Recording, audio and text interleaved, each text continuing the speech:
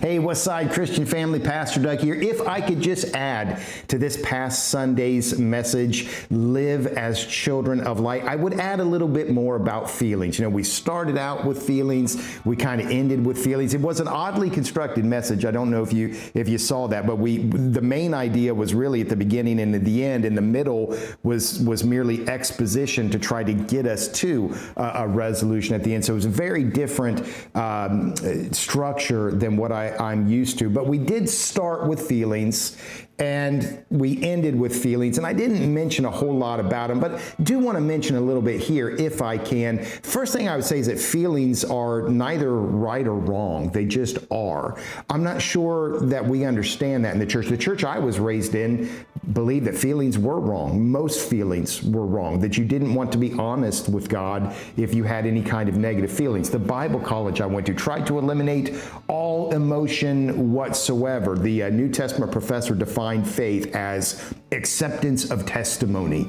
And that's what he wanted faith to be, that you simply looked at all the propositions, you concluded that Jesus is the Son of God, and therefore you were going to believe in him. He did not want you to be motivated by a fear of hell. And I kind of don't want you to be motivated by a fear of hell either. And yet at the same time, I can acknowledge that I am a little bit concerned about the possibility. I think it's normal to be. So you can see he was trying to eliminate all emotion. I was beginning to say, well, I think some emotion plays a part. Now where I am and what I believe is that emotions just are. Now, you can act wrongly on your emotions. In your anger, do not sin, Ephesians says. So you can have an emotion that leads to a wrong action, but the emotion itself is neither right or wrong. It just is. When Abraham began to despair a little bit in Genesis 15, that wasn't really wrong. You could say it was unnecessary. I mean, we know it was unnecessary, but it wasn't wrong. It was just something he was feeling, and he had to figure out how to behave, you know, in light of that feeling. So I don't think emotions are right or wrong. I think they just are. I think you need to pay attention to what they are, and you need to start working on things from there. What I would also add to that, though, is that even though feelings maybe can't be wrong or aren't wrong, they can be illegitimate.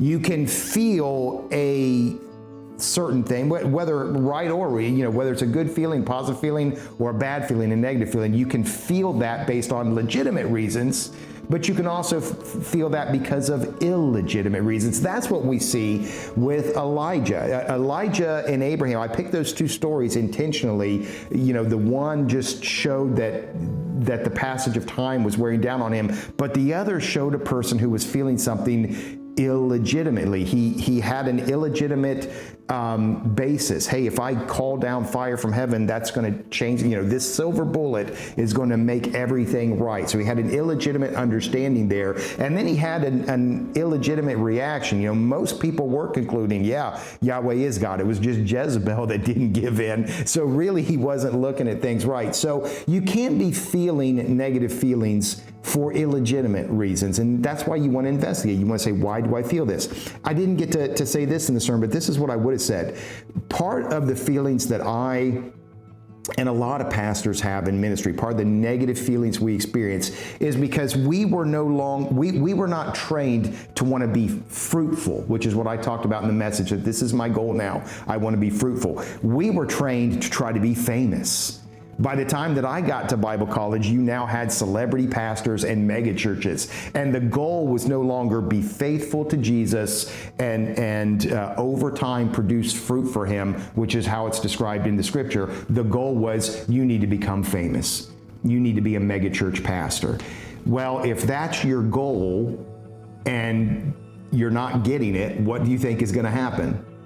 Anxiety is going to be, I'm a failure now. I'm not as good as these are. Same as Elijah. I'm not any better. That's what Elijah said. I'm not better than anybody else. Now you're starting to feel these negative feelings, and there's no reason to feel them. They're illegitimate because that goal is not the real goal. If you move that goal from, hey, I want to be famous, to I just want to be what the Bible talks about, I want to be fruitful, you will see that anxiety reduce a great deal. So I don't believe feelings can be wrong. I think they just are. You ought to pay attention to them, and you ought to figure out where they're coming from. I do think they can be illegitimate, and that's part of where this message of live as children of light come in. If you know what the real goal is, to live as children of light, and you know the real way to attain that goal by simply doing the same good things over and over and over again, which ultimately produces faithfulness, then you will realize, hey, this anxiety I'm feeling is illegitimate. I can just let it go. It's not based on the true goal. It's not based on the true process,